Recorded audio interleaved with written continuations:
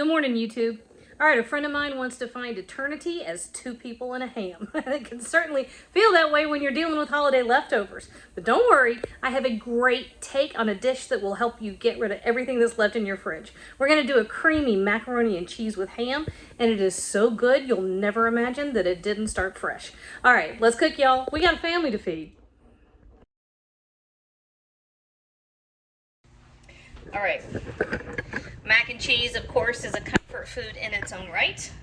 We're also at the time of the year where we're looking for ways to use up leftovers. And not that I would ever do such a thing, but if by chance you had not gotten your ham on the table, or if you just find yourself to have too much, you may want to use up your leftover ham. Pretty good ham. So we're gonna make an over-the-top creamy mac and cheese with ham, and we're gonna kind of zhuzh it up a little bit, make it feel special, so it does not simply feel like holiday leftovers, okay? So I've got about 3 tablespoons of butter that I'm gonna just melt over here, and about 3 tablespoons of plain all-purpose flour, just like that. So we're starting a bechamel, and then over here on this side of the stove, right there, I have a big pot of water that's coming up to a boil, and I'm gonna cook some macaroni. You can use whatever kind of pasta you want. I only have about 2 cups, not yet, Joey, don't put that in there yet. I only have about 2 cups of uncooked noodles. So this is actually a small batch. Bless you, Ricky. Thank you. Joey's trying to jump the gun. The water is not up to a boil yet, bud. You wanna wait until it's fully boiling, and then we're gonna drop that in there. I think this brand of macaroni, this type of noodle that I have, takes about 12 minutes. That's why we went ahead and we're starting our bechamel. Oh, you know what? We're gonna preheat our oven to 350. All right, now technically speaking, it's not a bechamel, it's a Mornay, because we're gonna add cheese, right? So a bechamel is simply a white sauce. Ricky, do you think you could find me the nutmeg? Any kind of cream sauce, and then you add cheese to it, boom, it's a Mornay. Bechamel is one of the French mother sauces. Turn this down a little bit. So now that we've got our flour and the butter whisked together, I'm gonna start by adding about 2 cups of milk. I think I have a little bit more than 2 cups, but not a ton more. And I like to do it a little slowly. Yeah, you wanna do that, bud? Ricky's got my nutmeg.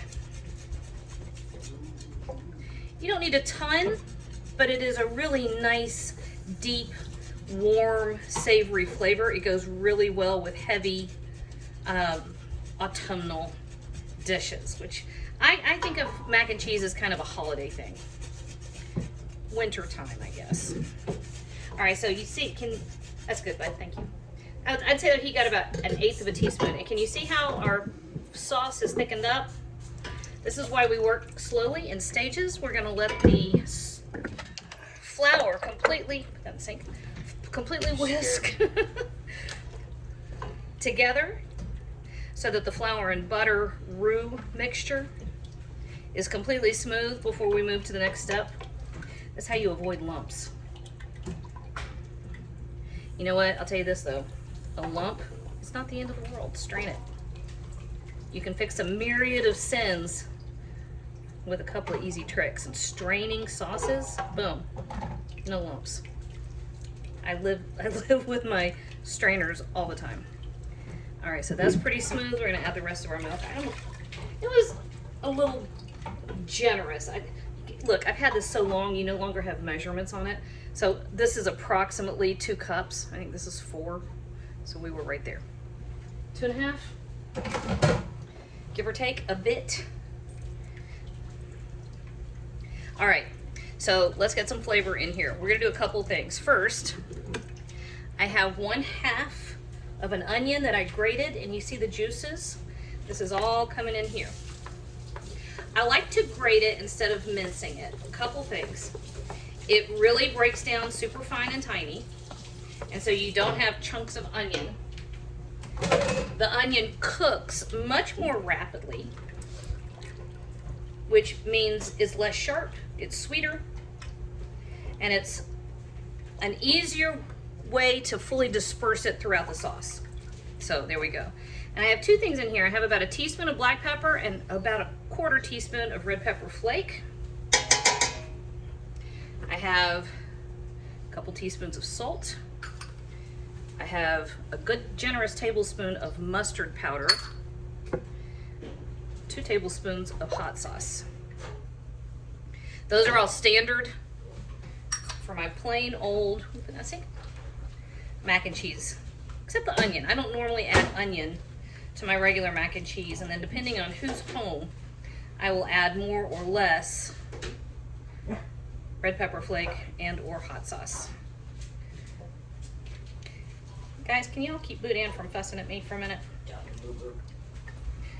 Boudin has gotten to the point where if I am not listening to him, which basically he's telling me, A, he either wants to be fed, B, he wants to go outside, or C, and this has been happening more and more recently, he wants me to just come sit down so he can sit on me, which I think is hilarious, but doesn't always work. Okay, this is done. This just needs to come up in temperature, and then we need to let it thicken by coming up in temperature. But we've got a couple things we're gonna do real quick, and that is our cheeses. So I have about 3 cups of cheddar and a good cup and a half of Swiss. And this is coming in here like this. I'm adding all of the Swiss, and then I'm adding most of the cheddar. I'm holding out some. There's a couple ways you can really get that cheesy pop with mac and cheese so that just it seems, you know, extra. Lots of people like to put a breadcrumb topping on it, which I think is fabulous. I love that. I do it all the time. But I also have recently started kind of taking an easy way. We're gonna put this last bit of cheese over the top, and it will melt in the oven and get a little golden. It makes its own crust. And then we're not messing with breadcrumbs.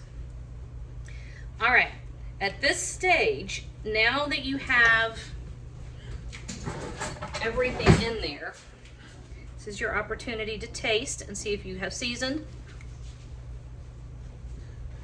It tastes like the best ham and cheese sandwich. All right, then we're gonna stir in our 2 cups of diced ham. Joey, what in the world was that? Boudin. Joey has captured Boudin, and he's making lots of interesting noises for being happy dog. All right, this we're gonna let come up to a simmer. We're waiting on our water to boil, and so for the next, I don't know, 10 minutes, not a whole lot to see. All right, let's put it all together. So our macaroni is done.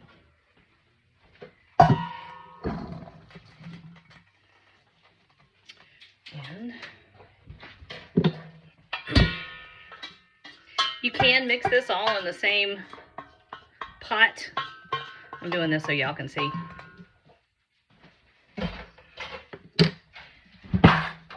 Normally it does not take the use of that many extra dishes. Kenzie, what are you doing?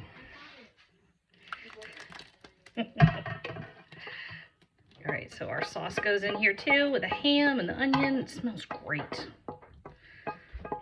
The mustard is really good in there. A little tiny bit of heat, but not much. You don't want heat. You don't want heat that's distracting, okay? And then right before everything is said and done,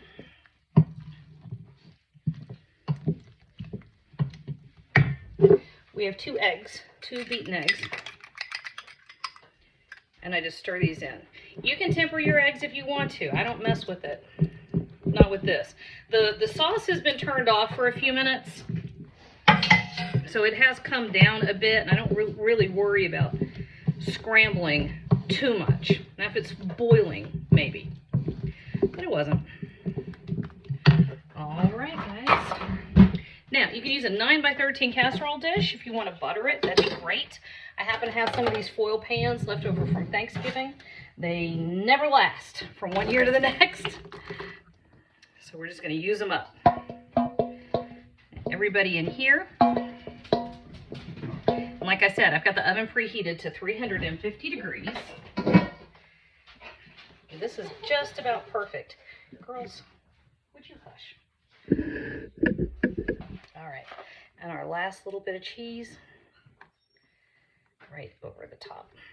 You could use a buttered breadcrumb or crushed up Ritz crackers are good.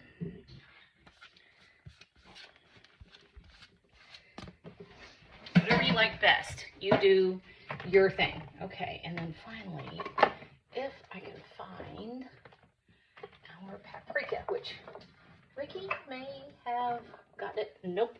Haha. Smoked paprika. Right over the top. Just because we like it. Pretty as a little zhuzh. All right, going in the oven for about 35 to 40 minutes. All right, our timer is done. We're right at 35 minutes. And it's bubbling all the way through. Dun, dun, dun. That is just about perfect. I tried to move fast enough so you could see the bubbles. I didn't move quite that fast. But it smells amazing. It looks great. And always the proof in the pudding. I always try to sneak some out of the corner. That is so hot. That's gonna hurt. Worth it. So